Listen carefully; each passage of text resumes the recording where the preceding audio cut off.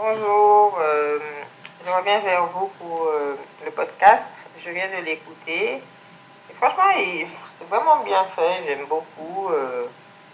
Moi, par exemple, Ulysse, j'ai appris ce que c'était. Clairement, je ne savais même pas que c'était un dispositif. Je pensais que c'était une classe avec des enfants euh, neuroatypiques. Et en fait, dans une classe, quoi, genre toute la journée, enfin, genre c'était une classe. Clairement, je savais pas que c'était comme ça. Et comme vous le dites dans le podcast, la dame, elle a une approche très très positive. Du coup, je vais aller même suivre sa page.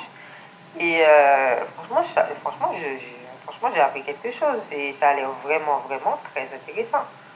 C'est vrai que le Ulysse, on se disait, mais enfin, c'est quoi? C'est peut-être mettre l'enfant à l'écart, dans une classe spécialisée, etc. Pas avec les autres et tout, un peu, voilà quoi, les écarter de l'école, du reste de l'école. Et finalement, c'est pas ça du tout en fait. Mais franchement, je ne savais pas, ça m'a appris quelque chose. Franchement, j'ai bien aimé. Ça m'a appris beaucoup, donc merci.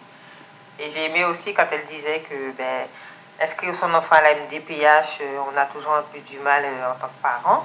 Et moi, c'est vrai que c'est quelque chose que je n'ai pas à faire en Afrique. Donc bon, l'autisme de ma fille, je ne le vis pas vraiment comme la majorité des parents en France, parce que moi, j'ai pas de MDPH et tout ça. C'est vraiment moi qui prends toutes mes décisions pour ma fille.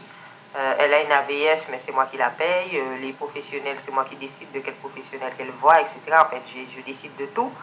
Alors qu'avec la MDPH, c'est différent. Et je veux dire que quand je vais devoir rentrer, je vais devoir bah, sûrement la déclarer à la MDPH, de faire toutes les démarches pour avoir une AVS, etc. Machin. Donc, enfin, voilà, tout ça.